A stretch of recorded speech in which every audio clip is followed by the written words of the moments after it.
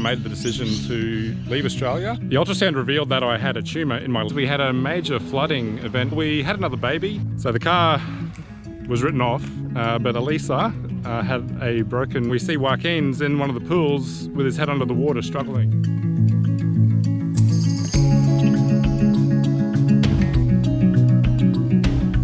Hey everyone, it's David here from Wanderlust. This video is going to be a little bit different. I'm going to be giving you, I guess, a life update and just update you guys with what's been going on with our channel and just why we haven't been uploading so much. We've had a pretty full-on year, to be honest, and it's been really challenging. But I thought what I might do is just tell you about those experiences and maybe share something I've taken from those. So we're going to get into it. Let's go. By the way, I'm filming this on the GoPro Hero 7 Black.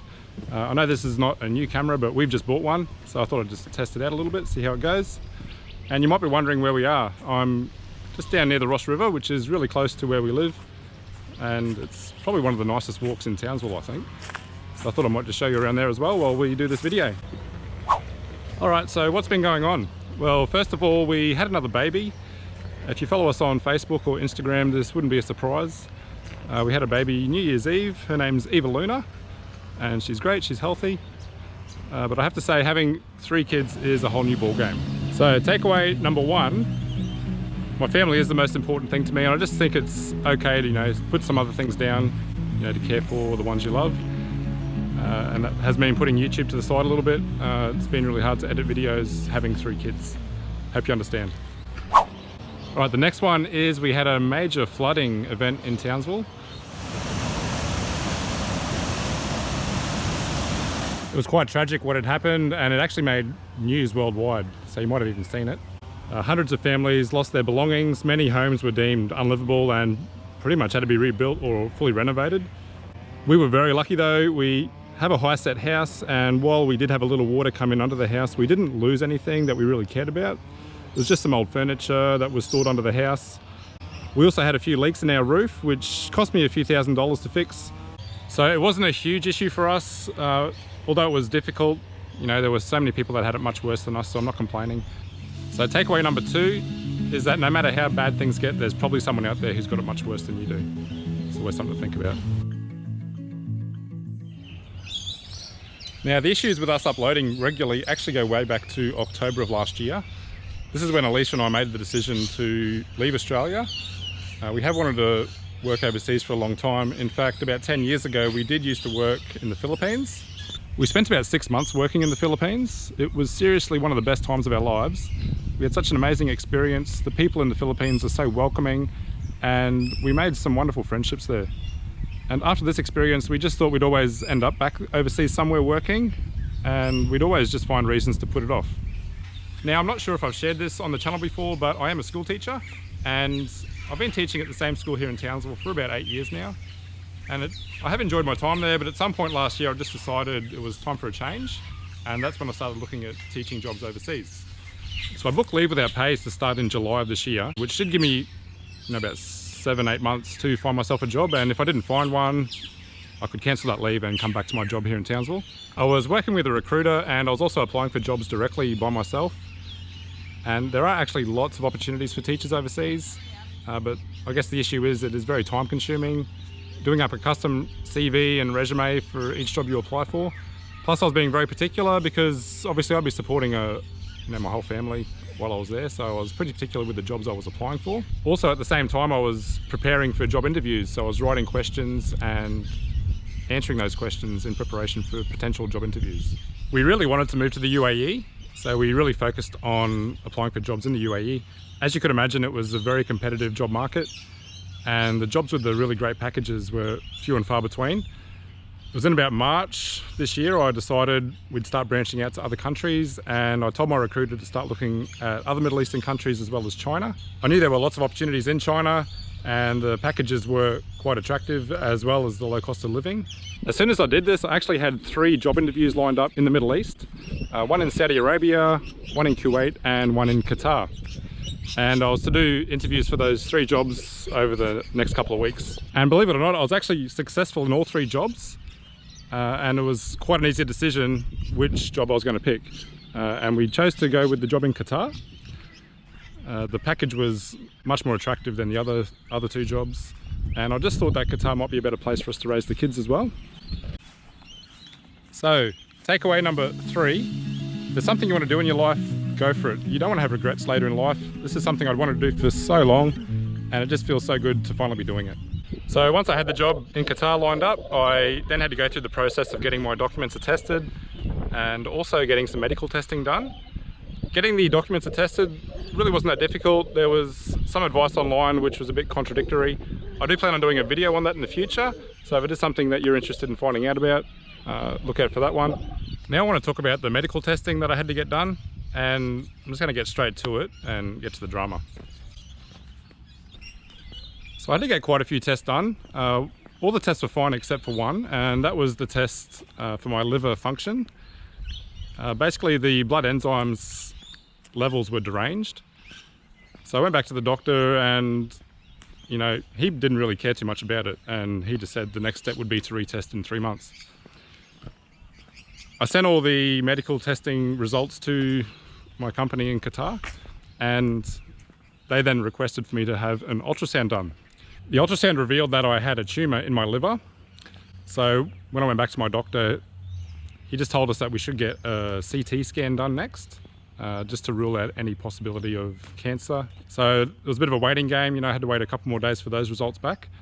But the good news is, you know, it all came back fine. It was a benign tumour, and I have nothing to worry about, and I'm pretty happy about that. But as you can imagine, the lead up and going through that experience was a little bit stressful, and it was just another thing on my mind that made it really difficult for me to focus on the channel. So takeaway number 4, try not to worry too much about things until you know the whole story. You don't want to cause yourself unnecessary stress going through an experience like that.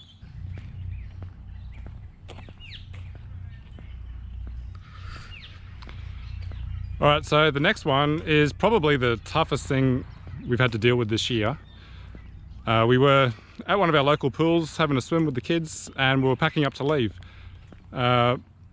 Basically, Elisa and I were walking with the baby in the pram, and the 2 boys, Javier and Joaquin, ran ahead of us. And we're just chatting away, and we looked up and we see Joaquin's in one of the pools with his head under the water struggling. So as soon as we realised, both Elisa and I have, you know, run to try to save him. I've jumped in the pool, and Elisa's tried to run around the pool and help save him. As she was doing that, she fell over. I picked up Joaquin, got him out of the water, and he's still breathing, he's okay. He did throw up straight away. And then, you know, when we all settled down a bit, Elisa said, you know, it really hurt my shoulder. So we've had to go to the hospital. We had x-rays done on Elisa's shoulder, and we had Joaquin checked out as well, just to make sure he's okay. Joaquin was fine, but Elisa had a broken shoulder. She had a fracture in her humerus. So basically she had to mobilise her arm for the next 6 weeks, which made it really tough, but we did fine. We got through it. It was just a really tough experience, and it does make you appreciate, you know, how much Elisa does around the house and with the kids. So takeaway number 5, never relax around water with your kids. It just takes a split second for things to go wrong, and you know, we're very cautious with our kids all the time with the pool, and you know, it could have been so much worse. And takeaway number 6, a wife with 2 arms is better than 1. All right, we're not done yet, guys. This next one happened while Elisa had a broken arm. She actually bought the boys a new trampoline, and she sent me to go pick it up. When I got there, I couldn't actually fit the trampoline in the car, so I had to put it on our roof with some roof racks. And as I was driving home, I told myself, you know, make sure you don't drive under the house with the trampoline. And do you think I remembered when I got there? No. So I've actually driven the car straight under our house with the trampoline on the roof. It's pushed into the roof, and it's basically shattered the back window and, you know, bent the roof in basically. So the car was written off, and we haven't had a car for about 2.5 months now, which has made things pretty tricky. On the bright side, you know, we got paid out by the insurance company for the accident, and now we don't have to worry about selling our car before we leave. Takeaway number 7, even if things aren't going your way, try to find a positive. It's going to make you feel a lot better about the situation.